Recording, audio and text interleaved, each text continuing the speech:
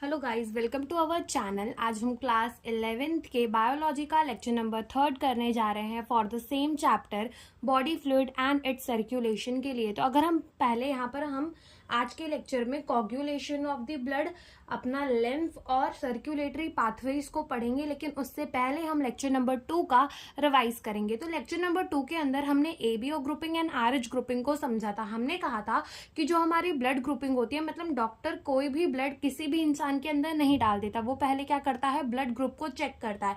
तो ये जो एबीओ ब्लड ग्रुपिंग होती है वो किसमें बेस्ड होती है, वो बेस्ड होती है एंटीजन एंटीबॉडी पे, कि हमारे आरबीसी के ऊपर कौन सा एंटीजन प्रेजेंट है। अगर हमारे आरबीसी के ऊपर एंटीजन ए प्रेजेंट होगा तो हमारा ब्लड ग्रुप क्या होगा, ए।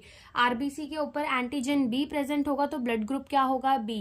एंटीजन के ऊपर हमारा आरबीसी के ऊपर हमारा antigen C present A B present होगा तो हमारा ब्लड ग्रुप क्या हो जाएगा, ए। और ऐसे ही हमारी आरबीसी के ऊपर अगर कोई भी एंटीजन प्रेजेंट नहीं होगा तो हमारा ब्लड ग्रुप क्या हो जाएगा, ओ। फिर हमने देखा था कि हमारे पास एंटीबॉडी होती है जो कि इन रिस्पॉन्स टू एंटीजन बनती है, और दो टाइप की antibody, anti A and anti B, naturally हमारे प्लाज्मा के अंदर प्रेजेंट होती है। एंटीबॉडी और एंटीजन कभी सेम नहीं होना चाहिए। अगर सेम हो जाते हैं तो क्या हो जाती है, क्लम्पिंग हो जाती है, आरबीसी का डिस्ट्रक्शन हो जाता है।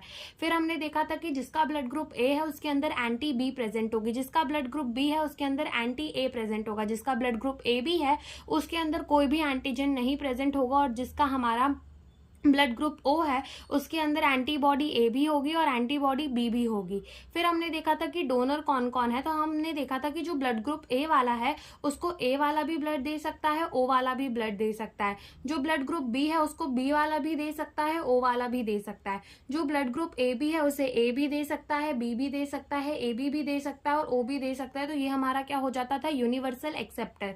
फिर हमने देखा था कि जो हमारा ब्लड ग्रुप ओ वाला है उसे सिर्फ ओ वाला ही ब्लड दे सकता है, ठीक है। और हमने ये देखा था कि ओ जो है वो हर किसी को ब्लड दे सक रहा था, तो ओ जो है वो हमारा क्या था, यूनिवर्सल डोनर, ठीक है। और ए भी क्या था, हमारा यूनिवर्सल रेसिपेंट, यूनिवर्सल एक्सेप्टर था, यानी कि वो सबका खून ले सकता था, ओ वाला सबको दे सकता है, ये हमने देखा था। और आरएच ग्रुपिंग के अंदर हमने देखा था एक अनदर सरफेस एंटीजन जो हमारी आरबीसी के ऊपर प्रेजेंट होता है, आरएच। और ये सिमिलर फैक्टर किसके अंदर पाया गया, रेसस मंकी के अंदर भी पाया गया, इसका नाम आरएच रख दिया गया। जिसके अंदर आरएच होगा अपन उसको कह देंगे पॉजिटिव, जिसके आरबीसी के ऊपर आरएच एंटीजन नहीं प्रेजेंट होगा तो उसको हम क्या कह देंगे, आरएच नेगेटिव। और ऐसे हमने देखा था कि कैसे ए पॉजिटिव, बी पॉजिटिव, ए नेगेटिव, ओ नेगेटिव कैसे होते हैं, ये हमने देखा था। फिर हमने इसके अंदर एक स्पेशल केस पढ़ा था एरिथ्रोब्लास्टोसिस पोर्टालिस का, और हमने ये भी देखा था कि जो एंटी आरएच एंटीबॉडी होती है वो हमारे प्लाज्मा के अंदर नेचुरली नहीं प्रेजेंट होती। वो कब बनती है, जब हमारे मान लो अगर कोई आर नेगेटिव पर्सन है, आर एच नेगेटिव पर्सन है, तो उसके अंदर जब हम आर एच पॉजिटिव ब्लड डालेंगे तब उसके प्लाज्मा के अंदर एंटी आर एच जो है वो डेवलप होंगे, नेचुरली नहीं, प्लाज्मा के अंदर उसके नेचुरली नहीं प्रेजेंट होते, ठीक है। कि हमने फिर हमने एक स्पेशल केस देखा था आरएच इनकम्पैबिलिटी का, जिसमें हमने क्या बोला था, एरिथ्रोब्लास्टोसिस पोर्टालिस। तो इसमें क्या होता था कि आरएच नेगेटिव मदर होती थी और आरएच पॉजिटिव फीटस होता था। तो फर्स्ट टाइम पे क्या होता था कि मदर का ब्लड जो है वो क्रॉस नहीं कर पाता था प्लेसेंटा को, ठीक है। तो क्लम्पिंग आरबीसी की नहीं होती थी, कोई भी कॉम्प्लिकेशन नहीं आती थी। लेकिन सेकेंड प्रेगनेंसी में during the delivery of the first child क्या होता था कि कुछ ब्लड जो है वो कांटेक्ट में आ जाता था, जिसके वजह से क्या होता था, एंटी आरएच बन जाता था मदर के ब्लड के अंदर। और in the case of the second pregnancy ये जो था ये प्लेसेंटा को क्रॉस कर जाता था। क्यों, क्योंकि प्लेसेंटा बहुत ज्यादा पतला है तो वो उसको क्रॉस कर देता था, और फीटस को जॉन्डिस भी हो सकता है, अनीमिया भी, और इवन फैटल भी, ठीक है। तो ये हो जाता था। लेकिन इसका एक हमने देखा था कि इसका एक प्रिवेंशन भी है कि मदर के बॉडी में क्या डाल दिए जाते हैं, एंटी आरएच एंटीबॉडी डाल दिए जाते हैं, ठीक है। तो ये हमने इतना पढ़ लिया था। और आज हम क्या करेंगे, कोगुलेशन ऑफ द ब्लड को हम देखेंगे। तो समझो, अभी आपने अगर कभी नोटिस किया होगा कि जब भी कोई भी चोट लग जाती है, कहीं पे भी अगर कट लग गया हो सब्जी वब्जी काटते टाइम, तो क्या होता है, वहां से खून निकलने लगता है। तो क्या खून एकदम देर तक बहता ही रहता है, बहता ही रहता है? ऐसा तो नहीं होता। अगर ऐसा होता तो इंसान मर जाता, लेकिन ऐसा नहीं होता। खून जो है वो एक समय के बाद बहना रुक जाता है, ठीक है, एकदम फटाक से ही रुक जाता है। लेकिन जब ज्यादा टाइम के बाद देखो तो एक डार्क रेडिश कलर का स्कम जैसा, ब्राउन जैसा हमको देखने को मिलता है, कड़क कड़क सा, जिसे हम ऐसे पकड़ के उखाड़ देते हैं, वो हमें देखने को मिलता है, तो उसी को हम क्या कहते हैं, क्लॉट कहते हैं। अब डायरेक्टली तो वो क्लॉट बन नहीं जाती, कि ऐसा तो नहीं होता कि डायरेक्टली क्लॉट हमारे चोट में आ जाती है, नहीं, क्लॉट डायरेक्टली नहीं आती, पहले खून रुक जाता है। तो वो कैसे रुकता है, प्लेटलेट की हेल्प से, जो कि हम आज देखेंगे कि कैसे रुक जाता है। फिर बाद में परमानेंट क्लॉट की फॉर्मेशन होती है। तो ये क्लॉट एक्चुअली में बनता कैसे है, ये कोगुलेशन ब्लड की होती कैसे है, वो हमें यहाँ पर देखना है। ठीक है, तो इसको हम समझते हैं। मान लो जैसे कि ये हमारा है ना कोई बॉडी का पार्ट समझ लो, या फिर समझ लो कि ये हमारा क्या है, स्किन है। ठीक है, अब ये स्किन के अंदर की कहानी चल रही है, ये बस समझते चलना।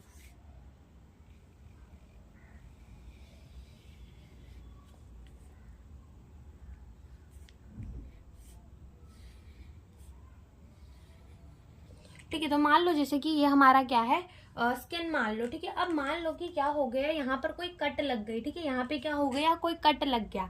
अब जब कट लग गया यहाँ पर, तो क्या होगा, खून गिरने लगेगा। तो दिखा देते हैं कि हमारा ब्लड भी लॉस हो रहा है।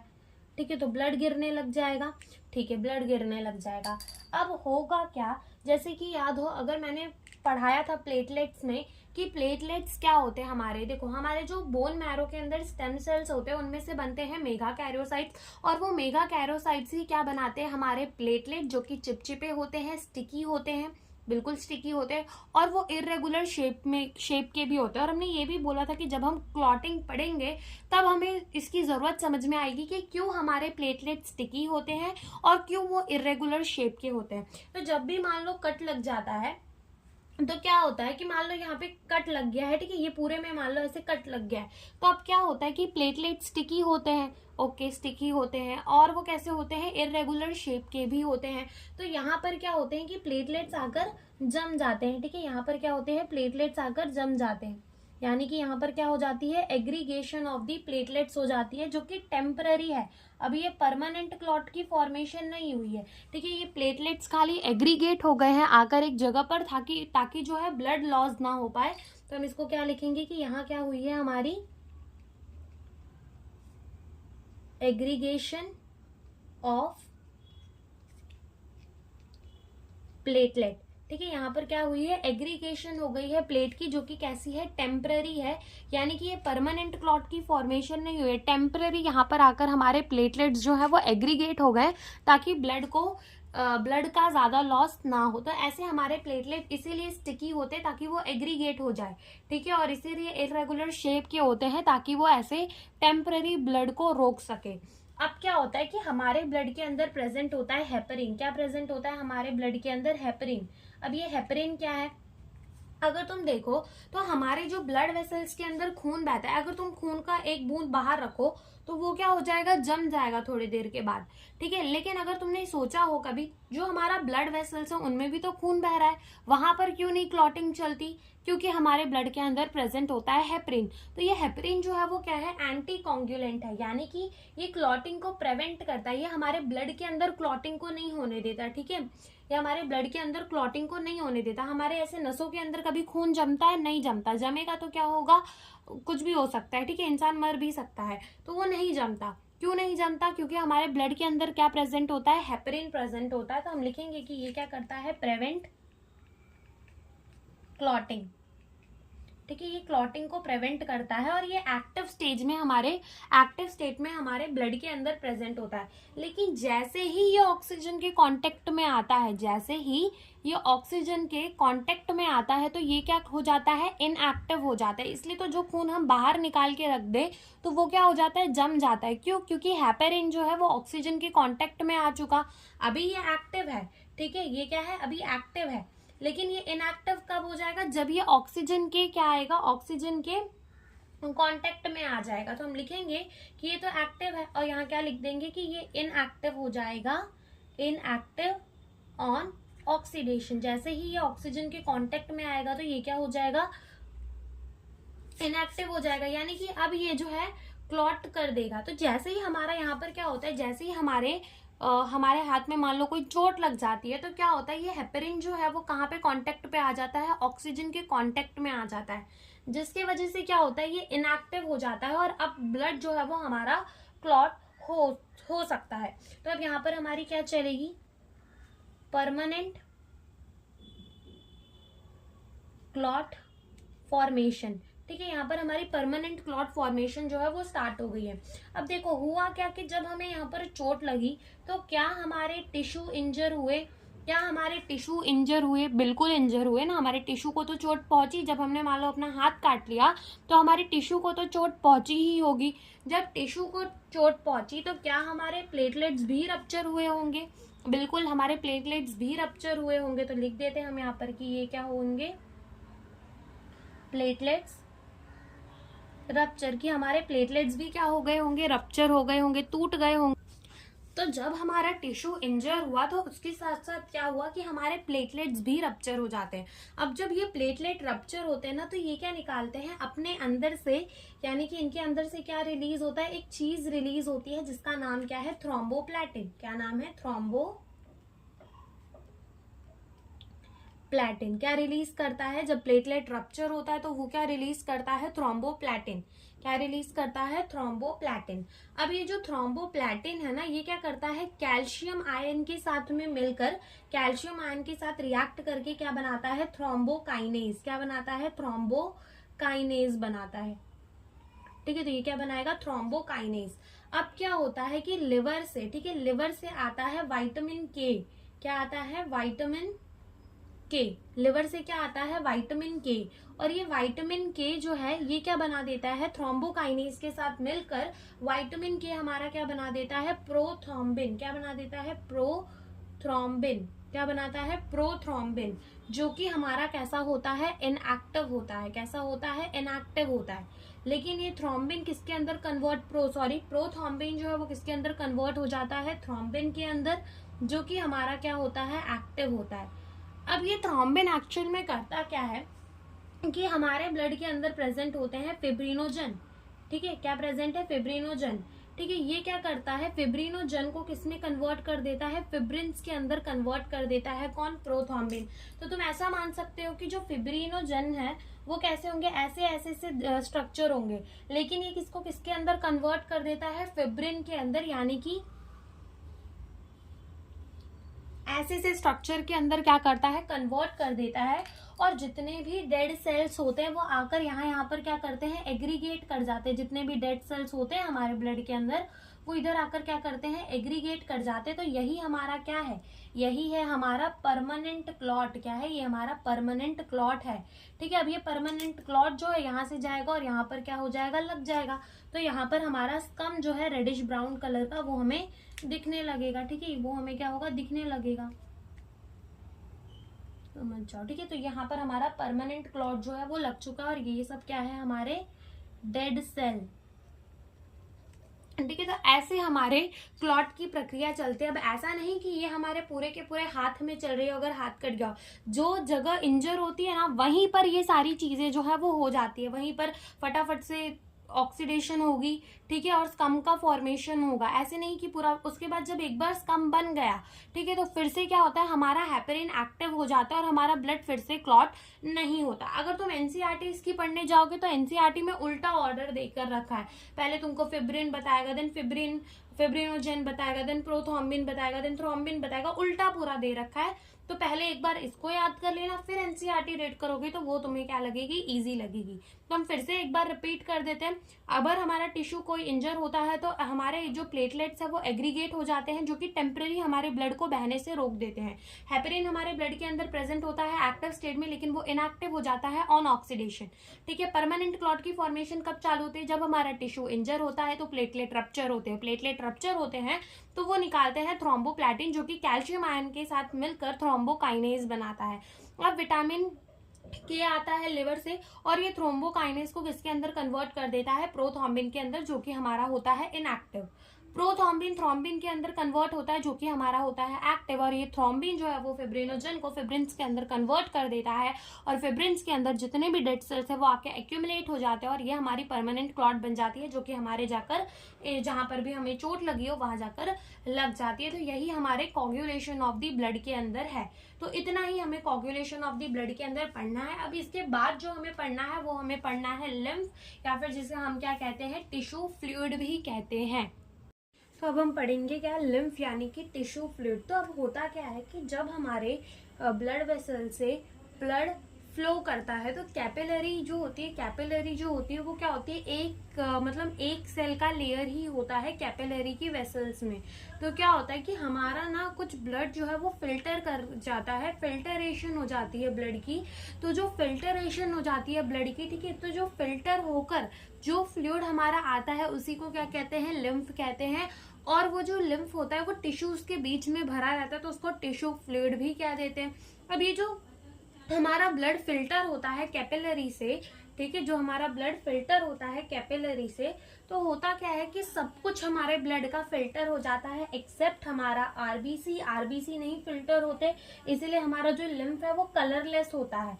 आरबीसी नहीं फिल्टर होते, प्लेटलेट नहीं फिल्टर होते, और कुछ लार्ज प्रोटीन भी नहीं फिल्टर होते, और बाकी सब कुछ फिल्टर हो जाता है। ठीक है, तो अगर हम लिखें यहाँ पर, तो हम सबसे पहले क्या लिखेंगे कि लिम्फ हमारा क्या है, लिम्फ हमारा एक फ्लूइड है, कलरलेस फ्लूइड है, जिसके अंदर एक स्पेशलाइज्ड लिम्फोसाइट्स यानी कि स्पेशलाइज्ड व्हाइट ब्लड सेल होते हैं, जो कि रिस्पॉन्सिबल होते हैं इम्यून रिस्पॉन्स के लिए, इम्यूनिटी के लिए। इम्यून रिस्पॉन्स का मतलब होता है कि अगर आपके बॉडी के अंदर कोई भी पैथोजन आ रहा है, यानी कि जो आपको बीमारी कॉज करेगा, तो वो क्या करेगा, इम्यूनिटी जो है तुम्हारे इम्यून सिस्टम वो उससे लड़ेगा, ठीक है, उस पैथोजन को बीमारी कॉज करने नहीं देगा। तो वो होती है इम्यूनिटी, इम्यून सिस्टम। ठीक है, तो हम लिखेंगे हमारा सबसे पहले लिम्फ क्या है, lymph is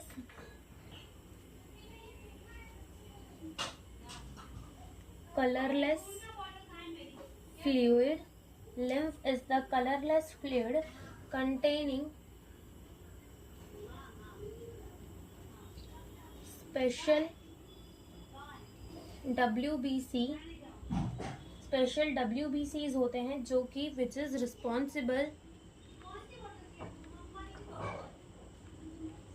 responsible for immune system, जो कि हमारे इम्यून सिस्टम के लिए क्या होता है, रिस्पॉन्सिबल होता है।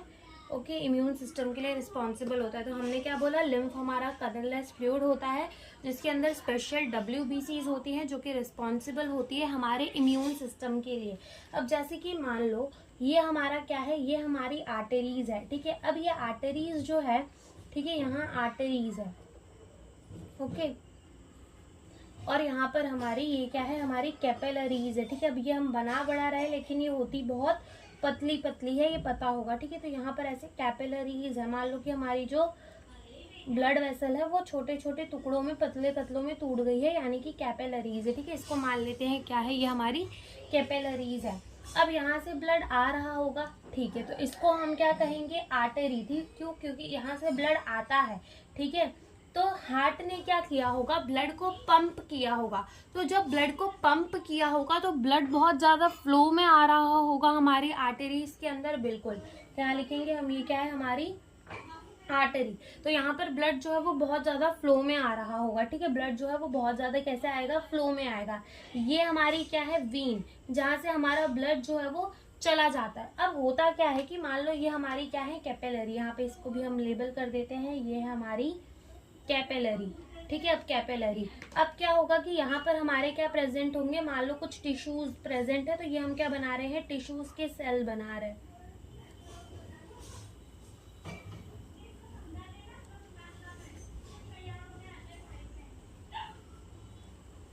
तो ये हमारी क्या है, टिश्यू है। अब होता क्या है कि जब आर्टरीज से हमारा ब्लड जो है वो इतनी ज्यादा फोर्स में आ रहा होता है, तो जब वो कैपिलरी में आता है हमारा ब्लड, तो कुछ ब्लड जो है वो क्या हो जाता है, छन जाता है, ठीक है। छन जाता है तो वो कहाँ आ जाता है, हमारे टिश्यूज के बीच में। जैसे मान लो ये फिल्टर होकर आया है, यहाँ हमारे टिश्यूज के बीच में घुस जाता है, इसीलिए इसको और क्या कह देते हैं, टिश्यू फ्लूइड भी कह देते हैं, ठीक है। क्या कह देते हैं, और टिश्यू फ्लूइड भी कह देते हैं, ओके। तो हम क्या बोलेंगे कि यहाँ पर हमारा कुछ जो ब्लड जो है वो छनकर आ चुका है कैपिलरीज में, ठीक है। अब यहाँ पर क्या होता है कि हम लिखेंगे यहाँ पर कि टिश्यू फ्लूइड हमारा बना कैसे, tissue fluid formed by filtration of blood. Tissue fluid बना कैसे हमारे, by the filtration of the blood. Blood का फिल्टरेशन हुआ और हमारी क्या बन गई, टिश्यू फ्लूइड बन गई, ठीक है, जिसको हम और क्या कहते हैं, लिम्फ भी कहते हैं। अब क्या होता है कि ये जो हमारा टिश्यू फ्लूइड है वो कहाँ एक्यूमुलेट हुआ है, ये कहाँ पे जमा हुआ है, वो हमें दिख रहा है ना कि ये कहाँ पे आके इकट्ठा हो गया है हमारे टिश्यूज की स्पेस में। तो हम लिखेंगे कि ये कहाँ पे एक्यूमुलेट हो गया है, एक्यूमुलेटेड अराउंड टिश्यू स्पेस। ठीक है, ये क्या हो गया है, एक्यूमुलेट हो गया है around the tissue space. Tissue space में हमारा ये एक्यूमुलेट हो गया है। अब यहाँ पर क्या होता है, अब अगर हम बात करें तो ये जो हमारा टिश्यू फ्लूइड होता है यानी कि हमारा जो लिम्फ होता है, इसका सिमिलर मेरिनल डिस्ट्रीब्यूशन होता है प्लाज्मा के तरह। यानी प्लाज्मा के अंदर जो जो मेरिनल हमें देखने को मिलते हैं वो सिमिलर सारे मेरिनल्स जो है वो हमें यहाँ पे भी देखने को मिलते हैं, एक्सेप्ट कुछ लार्ज प्रोटीन्स नहीं देखने को मिलते। और अगर ब्लड के कंपैरिजन्स में देखा जाए तो यहाँ हमें आरबीसी नहीं देखने मिलती और प्लेटलेट भी नहीं देखने को मिलती। तो हम लिखेंगे कि hair RBC, platelet and some large protein does not filter।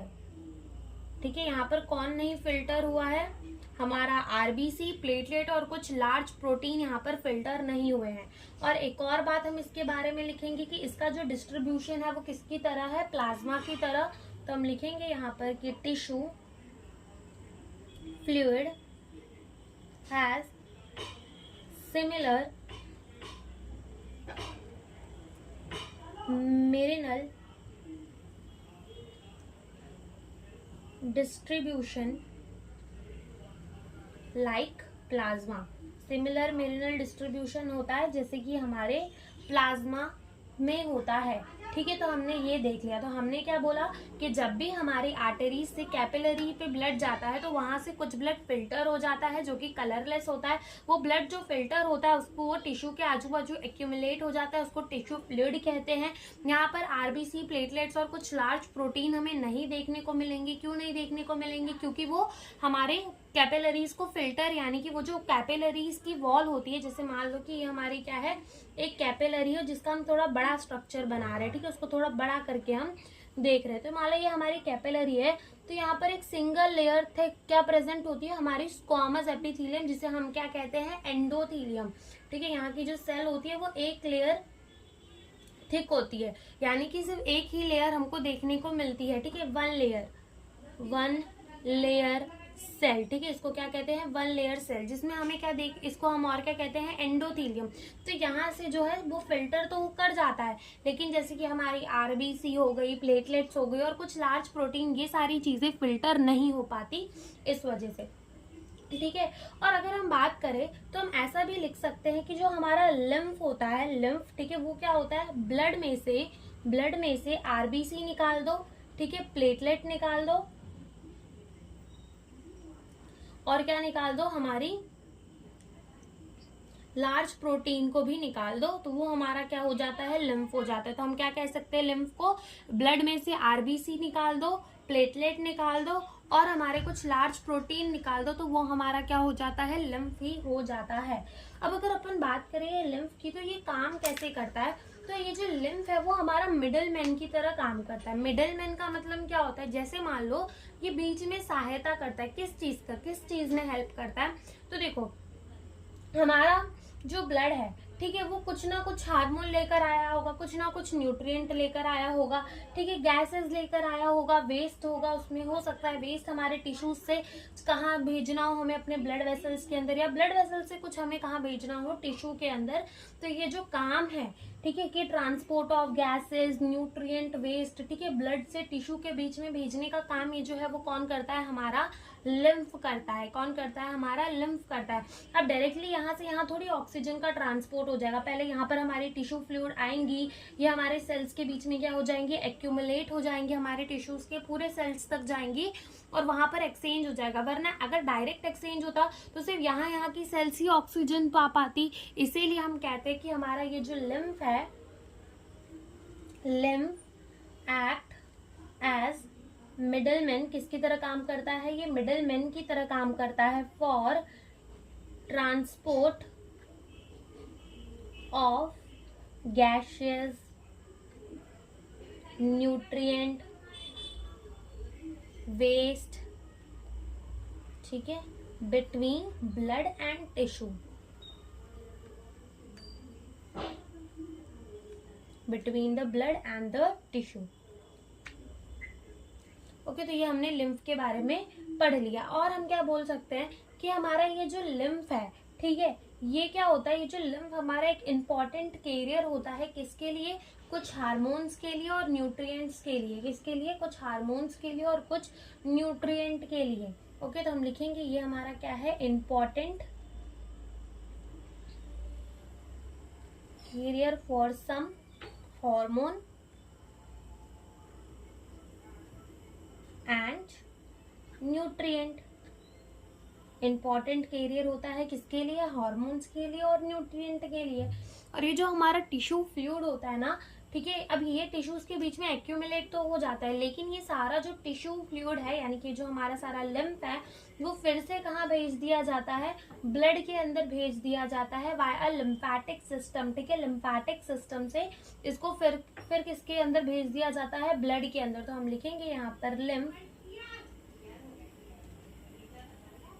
circulate back to blood as it move via lymphatic system। ठीक है, इसको फिर से कहाँ भेज दिया जाता है, ब्लड के अंदर। कैसे, why the lymphatic system. Lymphatic systems की हेल्प से इसको क्या कर दिया जाता है, फिर से हमारे ब्लड के अंदर भेज दिया जाता है। वरना तो हमारे ब्लड की वॉल्यूम कम ही होती रहेगी, अगर ये बार बार फिल्टर होता रहेगा तो ब्लड की वॉल्यूम तो कम हो जाएगी। लेकिन ऐसा होता तो नहीं, हमारी ब्लड की वॉल्यूम कम तो होती नहीं। तो इसको फिर से कहाँ भेज दिया जाता है, ब्लड के अंदर। कौन से सिस्टम से, लिम्फेटिक सिस्टम से। ठीक है, तो यहाँ पर हमारा लिम्फ होता है खत्म। अब हम पढ़ेंगे सर्क्यूलेटरी पाथवे। अब हम देखेंगे सर्क्यूलेटरी पाथवेज को। तो स्टार्ट करते हैं हम।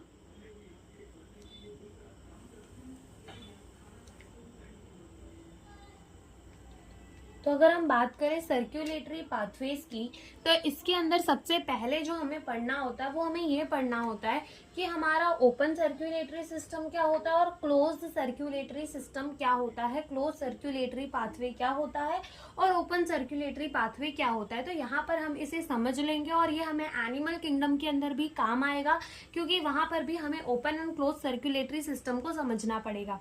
तो अगर हम बात करें ओपन सर्क्यूलेटरी सिस्टम की, तो जो ओपन सर्क्यूलेटरी सिस्टम्स होती है, ठीक है, उनमें क्या होता है कि जो ब्लड वेसल्स होती हैं वो पुअरली डेवलप होती है। यानी कि जितना भी उनका ब्लड होता है ना, वो डायरेक्टली एक स्पेस के अंदर पे पोर कर दिया जाता है, डाल दिया जाता है, डंप कर दिया जाता है एक स्पेस के अंदर, जिसको कहते हैं साइनस।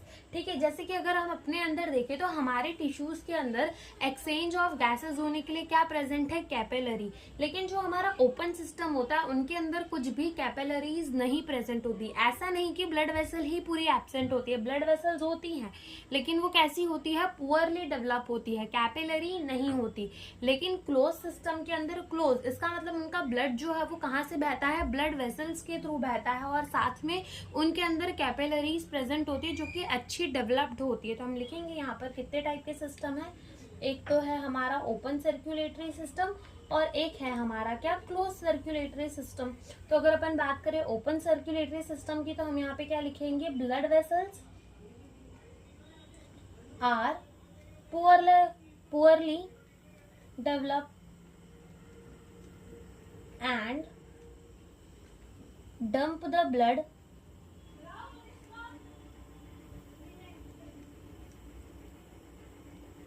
इन ओपन स्पेस। ठीक है, ब्लड को कहाँ डाल देता है, डायरेक्टली ओपन स्पेस के। यानी कि जैसे अगर हम अपने अंदर देखें तो हमारे जो ऑर्गन्स होते हैं, ठीक है, वो डायरेक्टली हमारे खून में नहा थोड़ी ना रहे होते हैं, डायरेक्ट हमारे खून में नहा नहीं रहे होते। लेकिन ये जो होते हैं जिनके अंदर हमारा ओपन सर्क्यूलेटरी सिस्टम देखने को मिलता है, तो इनके जो ऑर्गन्स होते हैं ना, वो directly they are bath in the blood. ठीक है, अपना उनका जो भी बॉडी फ्लूइड होगा उसमें वो उनके ऑर्गन क्या करते हैं, बाथ करते हैं। ठीक है, यहाँ पर कैपिलरीज जो होती है वो कैसी होती है, नहीं होती, कैपिलरी एब्सेंट। ठीक है, कैपिलरी हमें नहीं देखने को मिलती। ओके, कैपिलरी नहीं देखने को मिलती है। और अगर अपन इसका एग्जाम्पल देखें तो हेमिकॉर्डेटा के अंदर हमें देखने को मिल जाएगा, ट्यूनिकैटा के अंदर देखने को मिल जाएगा, एकाइनोडर्मेटा के अंदर देखने को मिल जाएगा, जो कि हमें ये सारे नाम एनिमल किंगडम के अंदर पढ़ने हैं। ठीक है, अगर हम बात करें क्लोज सर्कुलेटरी सिस्टम की तो हायर वर्टेब्रेट्स हो गए जैसे कि हम, ठीक है, higher vertebrates require precised blood flow via a closed network. ठीक है, इनमें क्या होता है, क्लोज नेटवर्क देखने को मिलती है। ठीक है, ब्लड वेसल्स अच्छे खासे प्रेजेंट होते हैं, blood vessel and capillary present, blood vessel और कैपिलरी हमें क्या होती है, इनके अंदर देखने को मिलती है। तो ये हमारा था open and close circulatory system. अगर अपन बात करें हार्ट की, तो अगर हम देखें तो जितने भी वर्टेब्रेट्स होते हैं उनके अंदर हमें कैसा हार्ट देखने को मिलता है, मस्कुलर हार्ट देखने को मिलता है। इसका मतलब ये कि मसल वाला हार्ट देखने को मिलता है और उसके अंदर चेम्बर्स प्रेजेंट होते हैं। ठीक है, तो हम यहाँ पे लिखेंगे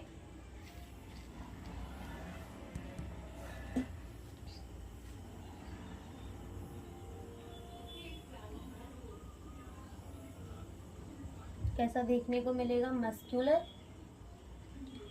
ओके, और हम उसकी क्या देखेंगे, चेम्बर। हम एक एक करके सबके केस यहाँ पर देखेंगे और उनमें सर्कुलेशन कैसी होती है हम वो भी देखेंगे। ठीक है, उनके अंदर सर्कुलेशन कैसी होती है वो भी हम यहाँ देख लेंगे। तो सबसे पहला जो आता है वो हमारा आता है टू चेम्बर हार्ट। ठीक है, टू चेम्बर हार्ट। तो अगर अपन देखें टू चेम्बर हार्ट, ये हमें किसके अंदर देखने को मिलता है, पहली बात तो ये आती है, ये हमें देखने को मिलता है फिश के अंदर। अब अगर हम बात करें टू चेम्बर हार्ट की, तो टू चेम्बर हार्ट के अंदर हमें क्या देखने को मिलता है, सिंगल सर्कुलेशन। क्या देखने को मिलता है, सिंगल सर्कुलेशन। जैसे अगर हम अपनी बात करें तो हमारे अंदर 4 चेम्बर हार्ट होते हैं। ठीक है, वैसे ही अगर हम बात करें वैसे ही 2 चेम्बर हार्ट होते हैं। हमारे अंदर हमको डबल सर्कुलेशन देखने को मिलती है। कैसे देखने को मिलती है ये हमें अभी पूरा डिटेल में पढ़ना है। ठीक है, लेकिन ऐसे ही जो 2 चेम्बर हार्ट वाले होते हैं उनके अंदर हमें सिंगल सर्कुलेशन देखने को मिलती है। अब यहाँ पर हमने बोला 2 चेम्बर, तो 2 चेम्बर जो होते हैं तो इनमें कौन कौन सी चेम्बर, जैसे अगर हम बात करें हमारे 4 चेम्बर, तो हमारे पास 2 एट्रियाज होती है और 2 वेंट्रिकल्स होते हैं। 2 चेम्बर वाले हार्ट के पास क्या होती है, एक एट्रिया और एक वेंट्रिकल। ठीक है, एक क्या होती है, एट्रिया होती है और एक क्या होती है, वेंट्रिकल होती है। और इसका एग्जाम्पल क्या हो जाएगा, फिश। फिश के अंदर हमें क्या देखने को मिलता है, 2 चेम्बर हार्ट। और अगर हम बात करें हमारे फिश के हार्ट की, तो फिश का जो हार्ट होता है उसको हम कहते हैं वीनस हार्ट। क्यों वीनस हार्ट कहते हैं, क्योंकि उसका जो हार्ट है वो डीऑक्सीजनेटेड ब्लड को पंप करता है, इसलिए हम उसको क्या कह देते हैं, वीनस हार्ट। तो हम लिखेंगे इसके हार्ट को और हम क्या कह सकते हैं, वीनस हार्ट। वीनस हार्ट क्यों कहते हैं, बिकॉज पंप डीऑक्सीजनेटेड ब्लड। क्यों इसको वीनस हार्ट कहते हैं, क्योंकि ये क्या पंप करता है, डीऑक्सीजनेटेड ब्लड को पंप करता है। कैसे पंप करता है हम वो अभी समझते हैं। जैसे मान लो कि ये जो है क्या है, हार्ट है। ठीक है, अब ये हार्ट जो है वो क्या करेगा, डीऑक्सीजनेटेड ब्लड को पंप करेगा। ठीक है, अब जैसे अगर हम बात करें अपने अंदर, ठीक है, तो हमारे अंदर तो क्या प्रेजेंट होते हैं, लंग्स, जो कि हमारा ब्लड कैसा बना देते हैं, ऑक्सीजनेटेड बना देते हैं। लेकिन इनके पास कोई भी हमारा वो हमारे जैसा लंग्स तो प्रेजेंट नहीं होता। तो इनकी जो रेस्पिरेशन, हमने पढ़ा भी था कि इनके अंदर जो रेस्पिरेशन होती है वो कैसे होती है, गिल्स के थ्रू। यानी कि इनका जो डीऑक्सीजनेटेड ब्लड है वो कहाँ जाता है, गिल्स के पास जाता है, जहां पर इनका ब्लड जो है वो ऑक्सीजनेटेड हो जाता है। हार्ट ने क्या किया, डीऑक्सीजनेटेड ब्लड को क्या कर दिया, पंप कर दिया। हार्ट ने क्या किया, डीऑक्सीजनेटेड ब्लड को कर दिया पंप। ठीक है, हार्ट ने डीऑक्सीजनेटेड ब्लड पंप किया, बिल्कुल किया। ओके, अब ये जो डीऑक्सीजनेटेड ब्लड है वो कहाँ जाएंगे, ये जो डीऑक्सीजनेटेड ब्लड है ना वो कहाँ जाएगा, डीऑक्सीजनेटेड ब्लड जाएगा गिल्स के पास, जहां पर क्या होगा, इसे ऑक्सीजनेटेड किया जाएगा। तो यहाँ से क्या जा रहा है, डीऑक्सीजनेटेड ब्लड। अब गिल्स से क्या निकलेगा, हमारा ऑक्सीजनेटेड ब्लड। क्या निकलेगा, हमारा ऑक्सीजनेटेड ब्लड निकलेगा, जो कि कहाँ जाएगा, बॉडी के पास जाएगा। और जब ये बॉडी के पास जाएगा तो यानी कि ये टिश्यूज के पास जाएगा, और जब टिश्यूज के पास जाएगा तो क्या ये टिश्यूज को ऑक्सीजन देता हुआ और टिश्यूज से कार्बन डाइऑक्साइड लेता हुआ आएगा, यानी कि अगेन हमारे हार्ट के अंदर क्या जाएगा, डीऑक्सीजनेटेड ब्लड जाएगा। हार्ट का काम सिर्फ इतना होता है कि वो ब्लड को पंप करता है। ऑक्सीजनेटेड ब्लड, डीऑक्सीजनेटेड ब्लड से उसे कोई मतलब नहीं होता, उसका काम बस इतना होता है उसको हार्ट को क्या करना है, ब्लड को क्या करना है, पंप करना है। ठीक है, तो अगर उसको डीऑक्सीजनेटेड ब्लड दिया जा रहा है तो वो डीऑक्सीजनेटेड ब्लड पंप कर देगा, जो कि किसके पास जाएंगे, गिल्स के पास। गिल्स के पास ऑक्सीजनेटेड होने के बाद जाएंगे कहाँ पे, टिश्यूज के पास, और टिश्यूज से फिर से डीऑक्सीजनेटेड होने के बाद कहाँ जाएंगे, हार्ट के पास। तो ये होती है सिंगल सर्कुलेशन, जो कि हमें सिर्फ फिश के अंदर देखने को मिलती है। तो हमने एक और बार रिवाइज कर लेते हैं। हमने क्या बोला, 2 चेम्बर हार्ट जिसके अंदर एक एट्रिया और एक वेंट्रिकल देखने को मिलेंगे। सिंगल सर्कुलेशन देखने को मिलेगी जैसे कि हमें फिश के अंदर देखने को मिलती है। वीनस हार्ट होता है क्योंकि इनका हार्ट डीऑक्सीजनेटेड ब्लड को पंप करता है। हार्ट से क्या होता है, ब्लड पंप होता है डीऑक्सीजनेटेड, जो कि कहाँ जाता है, हमारे गिल्स के पास, ऑक्सीजनेट होकर टिश्यू, और टिश्यू से कहाँ जाता है, अगेन हार्ट के पास। तो ये हमारा फिश का हो गया। सेकेंड अगर अपन बात करें तो सेकेंड हम किसकी बात करेंगे, 3 चेम्बर हार्ट की। सेकेंड हम किसकी बात करेंगे, 3 चेम्बर हार्ट की। अब ये जो 3 चेम्बर हार्ट वाले होते हैं इनके पास कौन क्या क्या होता है, जैसे हमने बताया था, जैसे 2 चेम्बर के अंदर एक एट्रिया और एक वेंट्रिकल था। तो यहाँ पर क्या होता है, यहाँ पर हमें 2 एट्रिया और एक वेंट्रिकल देखने को मिलता है। तो हम लिखेंगे यहाँ हमें क्या होता है, 2 एट्रिया और एक वेंट्रिकल देखने को मिलेगा। 2 एट्रिया और एक क्या देखने को मिलेगा, वेंट्रिकल देखने को मिलेगा।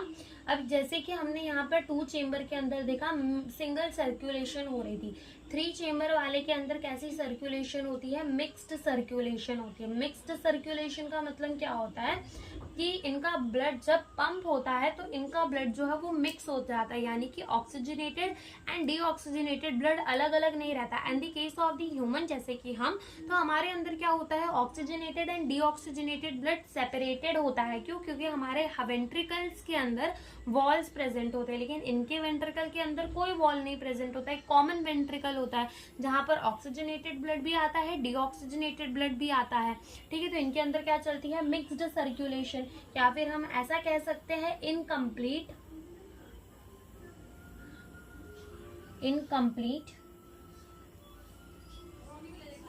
Double circulation. और हम क्या कह सकते हैं कि इनके अंदर क्या चलती है, इनकम्प्लीट डबल सर्कुलेशन चलती है। और इसका एग्जाम्पल क्या हो जाएगा, इसका एग्जाम्पल हो जाएगा हमारे ये रेप्टाइल्स हो गए, एम्फीबियन हो गए। तो एम्फीबियन हमारे रेप्टाइल्स हो गए। रेप्टाइल्स में एक एक्सेप्शन आ जाता है किसका, क्रोकोडाइल का। क्यों, क्योंकि क्रोकोडाइल के पास होते हैं 4 चेम्बर हार्ट। ठीक है, तो यहाँ पर एक्सेप्ट कौन हो जाएगा, हमारा क्रोकोडाइल। ठीक है, क्रोकोडाइल के पास क्या होता है, 4 चेम्बर वाला हार्ट होता है, जैसे कि हमारे पास होता है। तो हमें इसको समझने की ज्यादा जरूरत नहीं है क्योंकि आगे हमें ये पढ़ना ही है। ठीक है, तो हम यहाँ पर एक ना डायग्राम से समझते हैं कि कैसे इसके अंदर मिक्स्ड सर्कुलेशन होती है। जैसे कि मान लो ये इनका है 3 चेम्बर हार्ट। ठीक है, ये हम बनाते हैं।